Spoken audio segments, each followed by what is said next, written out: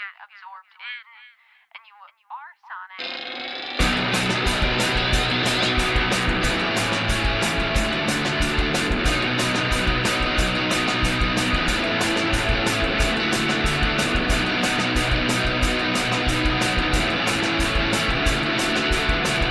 Hello from windy and cloudy Atlanta.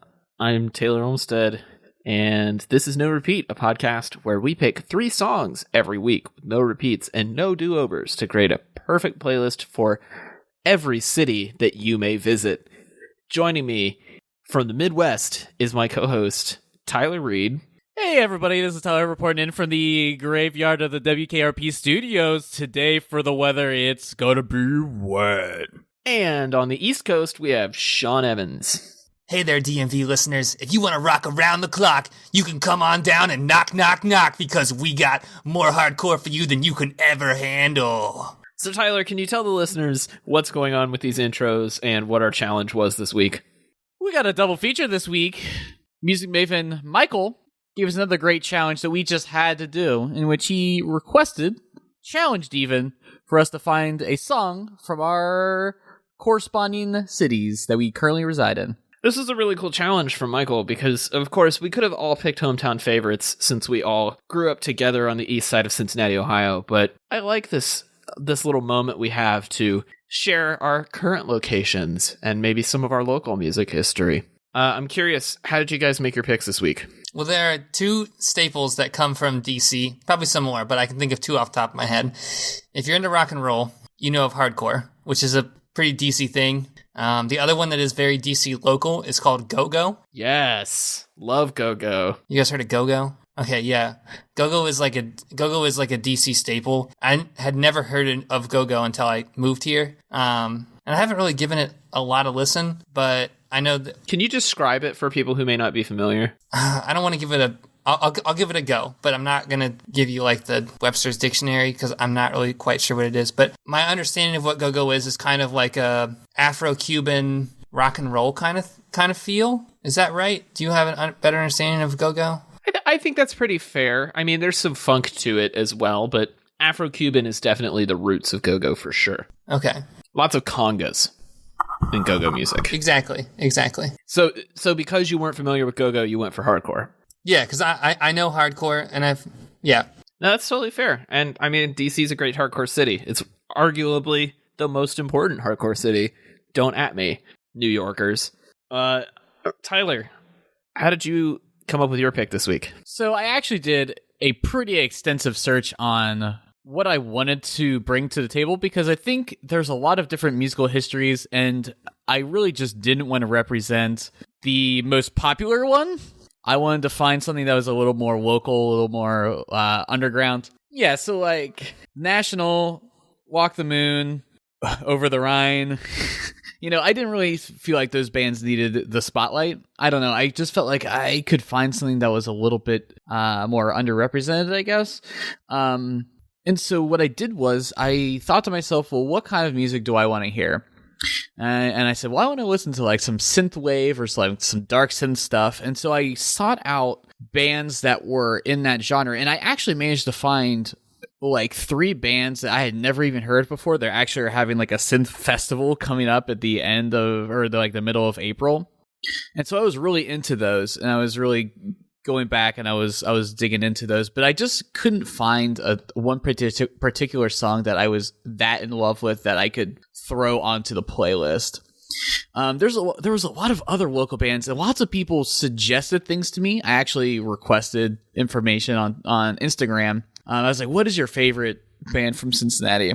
And a lot of people gave really great answers, and I also dug into some bands I had heard before. But I think at the end of the day, I think I just had to pick the band that I had seen the most and I had the most experience with. And I said, this has to be the one, because I don't know, it was just the most authentic response I think I could have from it. Yeah, I mean, I have strong feelings about your pick because there are a lot of Cincinnati bands that I think of that are lesser known in probably the general wider world, but are more known to Cincinnatians and Ohioans that I would have gone for. But I appreciate you going the kind of underground route and picking something that a lot of people might not have heard. Because I feel like Sean and I both went for like the iconic music history of our new adopted cities, right? Like, I wanted to pick something that screamed Atlanta. And when you talk about the history of contemporary pop music in Atlanta, you're obviously talking about hip hop, and a lot of it is trap music, which I'm not a huge fan of.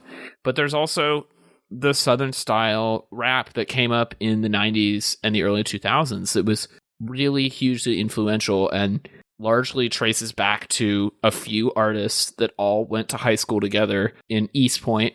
And it just, like, I knew if I wasn't going to pick something contemporary and I wanted to go like iconic history of Atlanta music, it had to be one of those original Southern hip hop groups. And so then I just did a deep dive on everything I could find on Apple Music from that scene, from that kind of early to mid 90s, the South's got something to say, period. And tried to pick the most iconic track that I felt like captured the energy and the spirit of Southern hip hop in Atlanta. And obviously that's not my core demographic. That's not something that I'm like super strongly identified with, but it was really fun to kind of experiment and go into a place that I didn't know a lot about, to be honest, and pick something that brings a different sound to our playlist. What I think is interesting is that I think both of you live in particular areas that I think celebrate their culture. They say, I think Atlanta, from what you've experienced, feels like it's a place that has a style, has an attitude. DC, of course, a historic area. But I feel like when you think about Cincinnati, it's a place where lots of music comes from, lots of music is made in, but it's not an area that I feel like people are that particularly proud to announce that that is where they're from or that is where they, like, where their roots are. So you have to, for me, I felt like I almost had to go to the local level because it just didn't feel representative, I guess. I don't know. No, that's fair. I mean, I always think about that period when the National moved away from Cincinnati and we're living in Brooklyn. And I've tried to find this article. I'll try and find it again for the show notes, but I know this happened where some music blog interviewed the National and asked them why they left Ohio. And they said that it was because there were only 2 good bars in Cincinnati to play in. And like, we all on this podcast know that that's not true. And that like really hurt my feelings at the time as I was still living in Cincinnati. I was like, how dare they? Like, how dare they speak ill of the city? And then 10 years later, they come back and the city throws them a homecoming festival. Like 2 days of bands for the triumphant return of the National. As you can tell, I'm still a little bit bitter. So I feel you there, Tyler. And that's why I'm really glad you picked something more truly local. I wish I knew the scene here well enough to be able to do that, but I've lived here for 3 years and I haven't like invested the time yet to really get to know the scene. Well, why don't we move into some picks? Who wants to go first this week? Oh, Tyler wants to go. Yeah, let's just have me go first because I think really I have the most tumultuous choice. All right, Tyler, what you got? I chose Double Take Note by If I Ever See You Out of Town.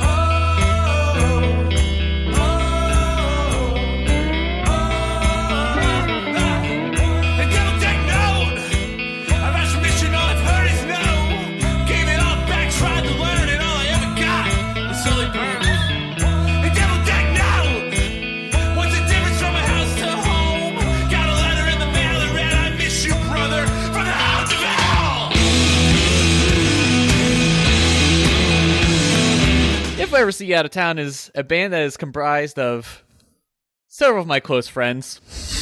But I've seen them perform this album several times. I'm front row. You know, I was considered number 1 fan status for a very long time. And I honestly wouldn't pick this if I didn't think that they had a sound and an attitude that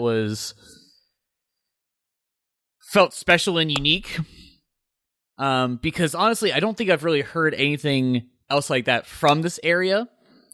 Of course, I think at this point, I had asked Ryan and Daniel, my 2 closest friends of that band, what songs that they would have us listen to in 2019. Because, I mean, this album is 5 years old. Wow, that's a really long time ago. I think the music's changed, their music's changed. They've gone on to, they're on like their 3rd band at this point. So they've gone through a lot.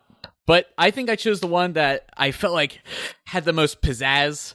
It's sort of like kind of like a Western kind of vibe to it, kind of like a dark, gritty kind of take. And it has like a little bit of like Modest Mouse influence to it, which is readily apparent when you listen to this album. That was like a big influence on the way that they made their music. And yeah, I mean, I just think it goes through a lot of different phases, a lot of different modes. And I think it's just very audibly compelling all throughout. If I ever see you at a town were active when I was away from Cincinnati in college, and so I never really listened to them a lot. I remember when this album came out and you were hyping it on social media a lot, and you know, I'm vaguely acquainted with the guys in the band, and so I remember it a little bit. Listening back to it now, if I even listened to it then, I don't know if I actually did, sorry, to the guys in the band, it holds up. Like, I love the Modest Mouse influence. Modest Mouse is one of my favorite bands, of course.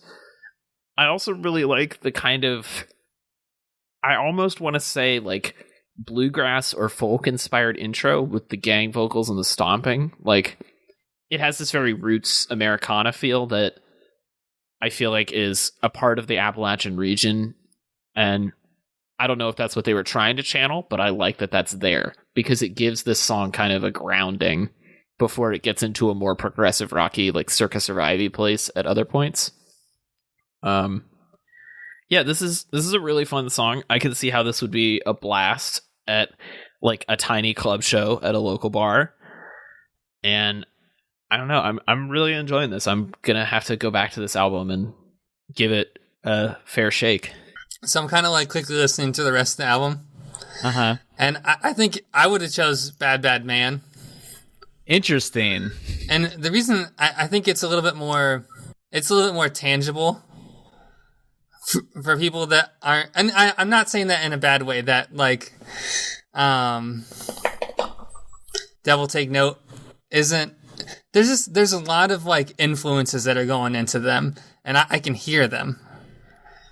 So I think like when I listen to, If I Ever See You Outside of Town, I'm like, oh yeah, I get it. And I like the local band feel.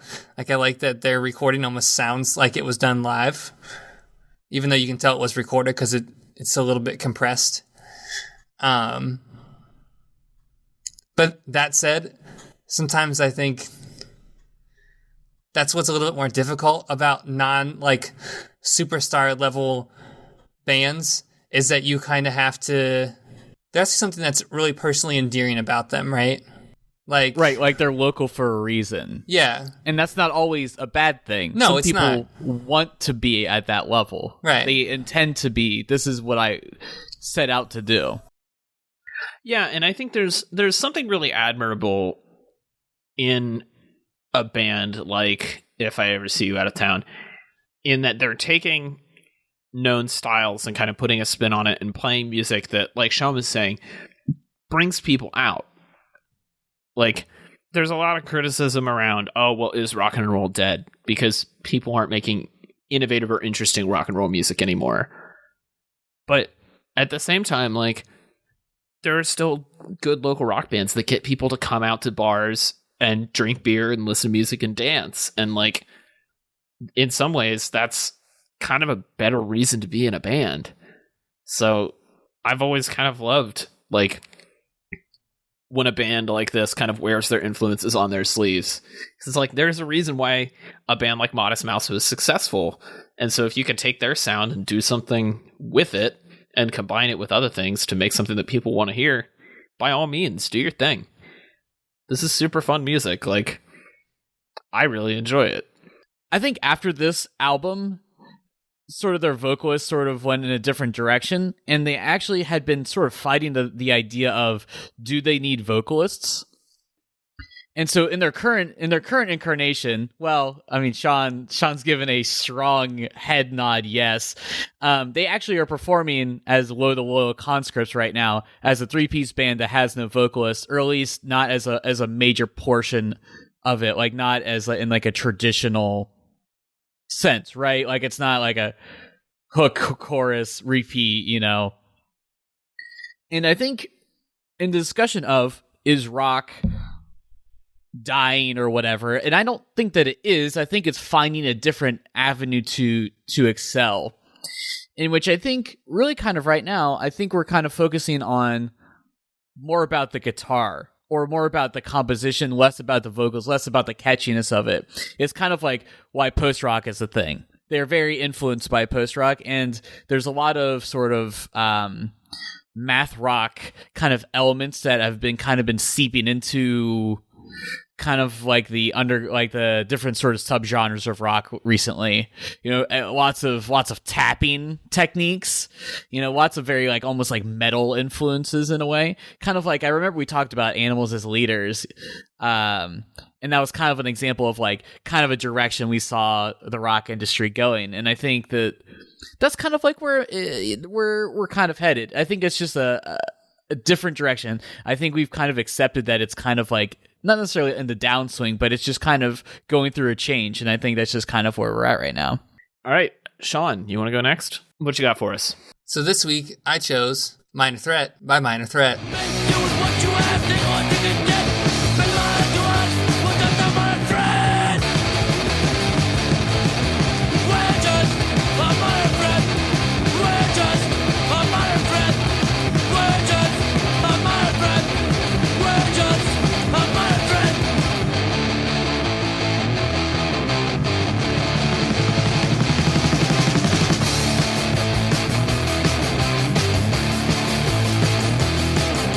Minor Threat was a punk rock band that formed here in DC in 1980, and basically really started probably, I don't want to say like an unknown music genre, because I feel like a lot of people know, like Bad Brains is really popular too. I don't know exactly chronologically who came first. It was Bad Brains or if it was... It was Bad Brains. It was Bad Brains. Were they in the 70s? Bad Brains formed in 1977. Okay, yeah, so Bad Brains has already been out for a long time. A long time for a hardcore band. 3 years is a long time for a hardcore band. Is like a huge amount of time for a hardcore band. So that was a thing. But Bad Brains Minor Threat came up with Straight Edge though, which is a distinctly different kind of like punk and hardcore, which is like a lifestyle genre probably. So you don't have alcohol, you don't do drugs, you don't have promiscuous sex.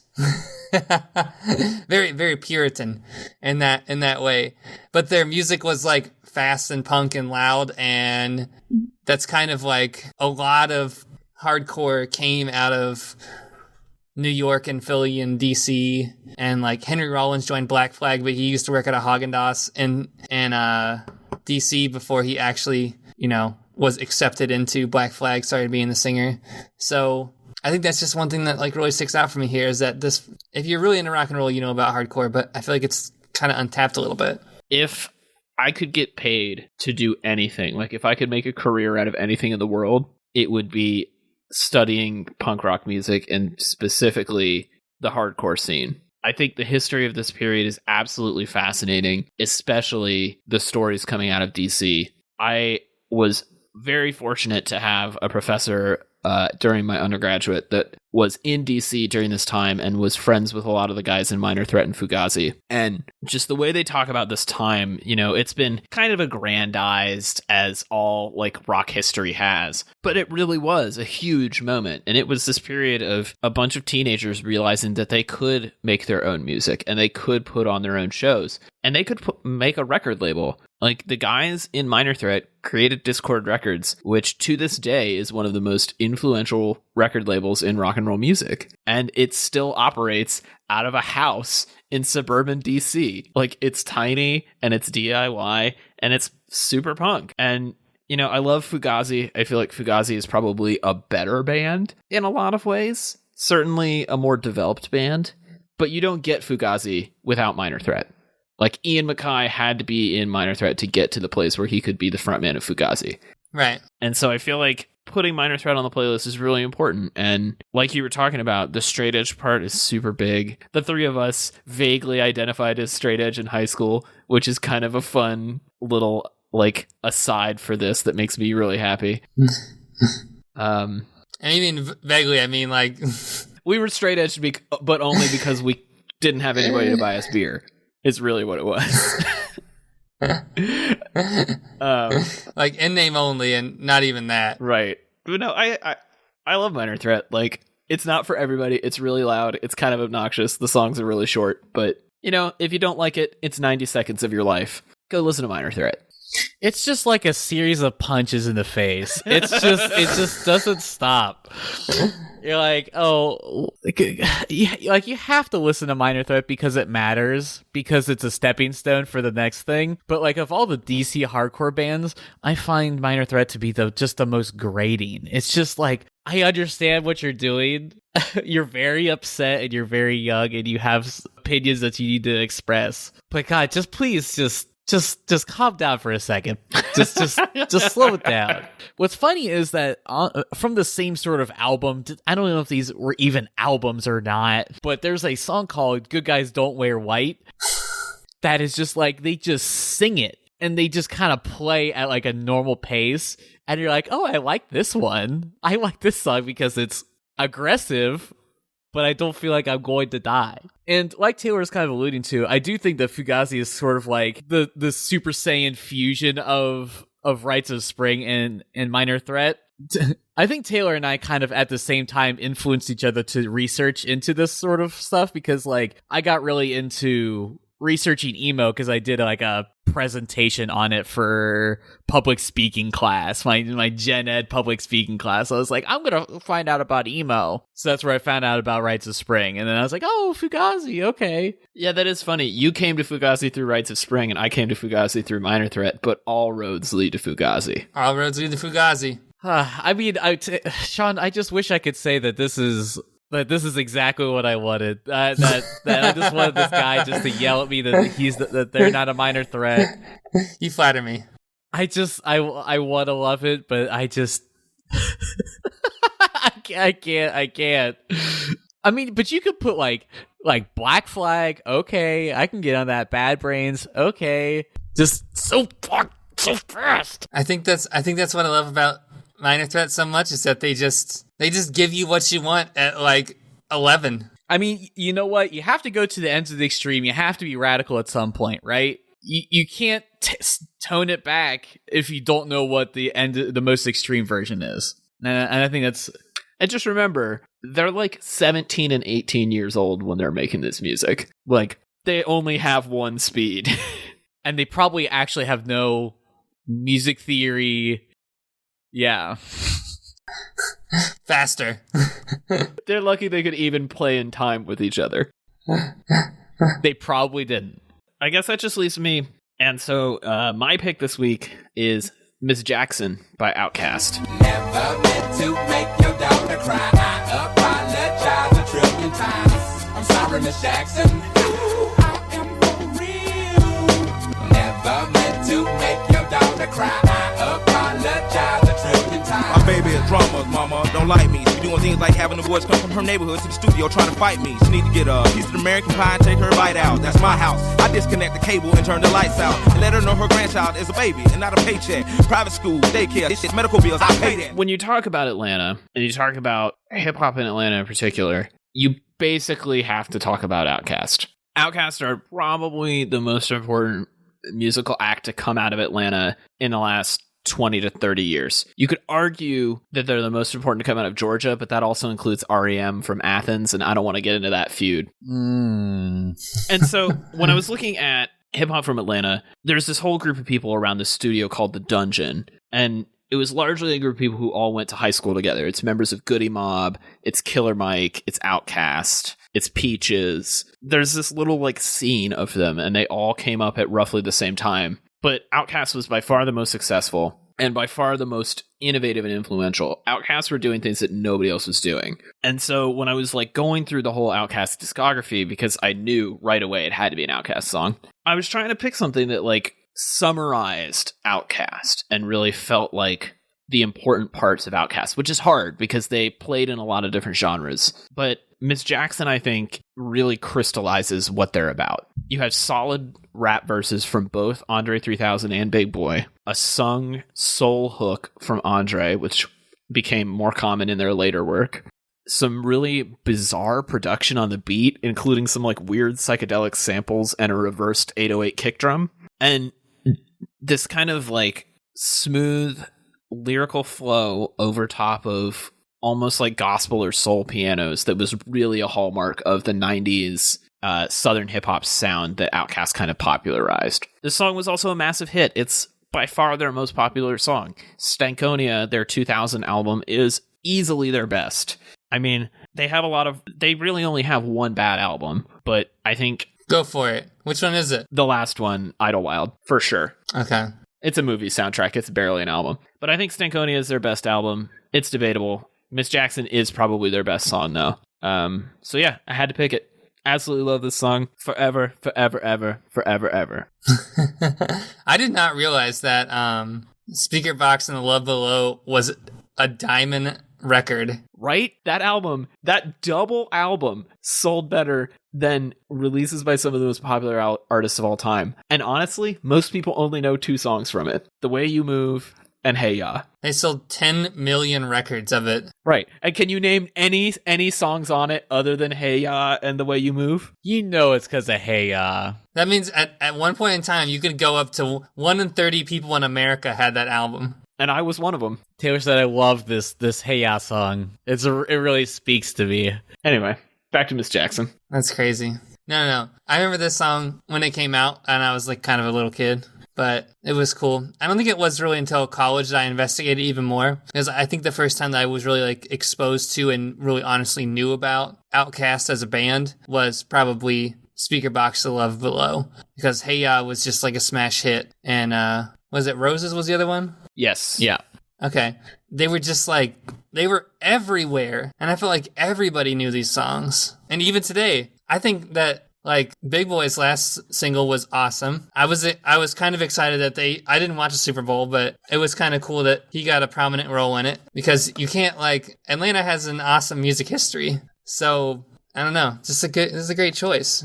Thank you. I don't really know how to feel about Outkast. I mean, I like the singles. I haven't really dove into them hardly at all. I mean, I like this song. I think this beat's good. I think what's really strong about their work is that I think that they're not very dense.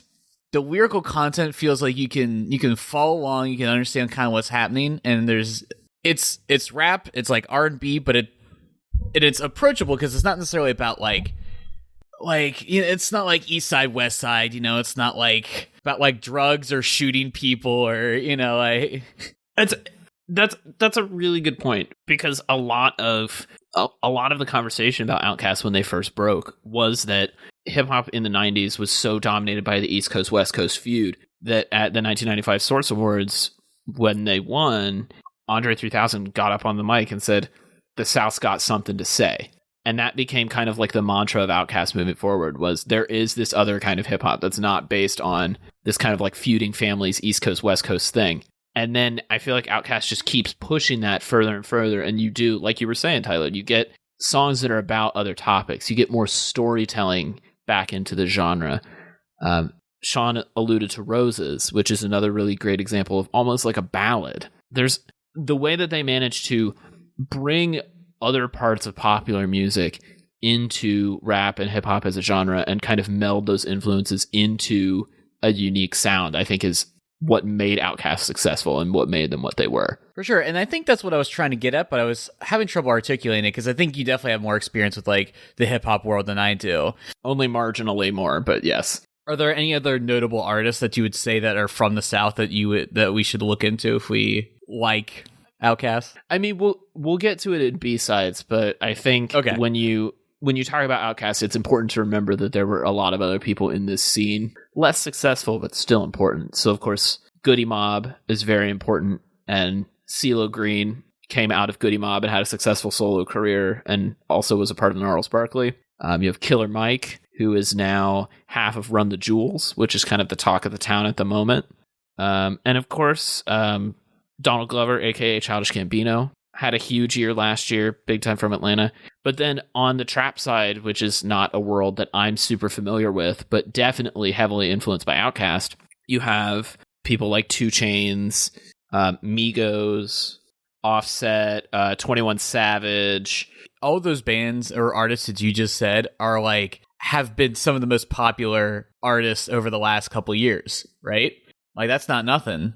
So I guess you could even say that maybe Outkast helped pave the way for that, and that's pretty important. Oh, definitely. You don't get a group like Migos without an Outkast, for sure. So now it's time for notable B-sides, and these are songs that were so close to making it but didn't quite make it. Anybody got some notable B-sides? I mean, I already just rattled off a bunch, but I did have a few more Outkast tracks. I had So Fresh, So Clean, which was a really close contender. So Fresh and So Clean. Ah, that's such a good song. And then... And they just rolled out the hits. Those are both on the same album. AT Players Ball, which was their first hit single. Georgia by CeeLo Green, which is one of his lesser known but better solo tracks. And then I had to have some Run the Jewels on there. Like, I couldn't really pick it because half of Run the Jewels is LP and he's from New York. And so I feel like that's doesn't quite count. But Killer Mike is such a big part of Run the Jewels. So I had Blockbuster Night Part 1 and Legend Has It by Run the Jewels. I mean, you can't talk about music in Atlanta today currently without Run the Jewels. So, and of course Stir Fry by Migos, because everybody loves that song. Everybody loves that song. I'm sure as Taylor's favorite entry into this list, My Roots Go Down by the CD Seeds. Yes, I love the CD Seeds. This is the banjo keyboard band. Electro pop fusion. Yeah, love it. Love it. It was close. Bad Parts by the Mixtapes, a good woman-fronted pop-punk band. Snow by Soften. Appear and Disappear by A Delicate Motor. 80s Babies by Wake the Bear, a band that I literally had to pull out of the depths of my iTunes that I believe Taylor and I had saw at one point. Yeah, I think we saw them live at the Mad Hatter years and years and years ago. Because that was for Hazel Weatherfield's release show, Rip in Peace. A Decade to Die For, who is not on Spotify. But I found Awake the Bear, and I was like, oh, these songs are actually tight. So that's like the first half. That's like my first round. And then for the synth-based bands, I found Moonbow, Like the Night, Nuclear Dawn by Skeleton Hands, which is like The Cure, basically, which is very good, except it's a little spooky. And then Phlox, Clockwork by Phlox, which is sort of like an instrumental beat-based band, which I honestly would have probably been my main B-side had I not had chosen If I Ever See You Out of Town. No love for the Yugos or the Pomegranates or the Greenhorns? The Greenhorns? They're basically half of the Raconteurs. They play with Jack White. Sorry, Taylor. Maybe you can pick them. You're making me so mad. Oh, don't worry. I'm putting some Greenhorns on this playlist someday. All right. You know what? I'm going to put in a B-side for Tyler. Uh-huh. I Can't Take It Anymore by the Greenhorns. Okay, there you go. Put it on the playlist, Ivan. More people need to love that band. Jonathan? Oh, okay. So we also talked about a lot. We talked about Fugazi. We talked about Bad Brains. Those are two like other classical hardcore DC bands. There's a super awesome article. I know that I heard it on the radio at the same time that Taylor sent it to me there about the NPR did, because they're also based in DC, not too far away from where a lot of hardcore goes on, called The State of DC Hardcore. Fantastic read. Gives you a bunch of like really modern hardcore bands that are kind of like revitalizing the hardcore scene in DC. It is coming back. One of the music stores that I go to often, sometimes if you go in there, it's full of like old hardcore gear, which is awesome because it's like spray painty. I was like just a bunch of driftwood and like pallets. No, not like that. But it's like all spray painty and it has all these like awesomely hardcore band names all over it and stuff like that. And it's just, it's cool. It's cool to live around here and like have that kind of rock history that's literally where you are, because that stuff just pops up and it's awesome. It just looks the aesthetic is awesome. Its history is awesome. It's just really cool. I think one of the bands that is current that I haven't ever seen because I don't know where they play, but I have listened to some of their music, and I think I had one of their songs on a playlist for a while. They're called Pure Disgust. On the article, the NPR article, they have Chained as one of their songs. I don't think that's the one that I have, but their singer's voice is awesome. He sounds so cool, and their music is so like energetic. You got to check them out. Well, Tyler, people need recommendations for local Cincinnati bands. Where can they get that from you? Hey everybody, you can find my design illustration work at rudepets.club, and you can find me on the socials as Rude Pets Club on Instagram and Twitter. If people know where the good all ages hardcore shows in DC are, where can they tell you about that? They can find me at on Instagram and Twitter at TellySean. And I am always on the lookout for new rappers, new bands, new stuff happening in Atlanta. I want to get into the local scene. If any listeners know some good local acts that I need to check out, get me below the surface level, you can tweet at me at TC Olmstead. If you like what we do here at No Repeat, you should subscribe to our playlists. They are available on Apple Music and Spotify, and they include all of the picks from every episode of the show. So go check those out. Thanks everybody for listening. We'll be back next week with 3 more songs on another episode of No Repeat.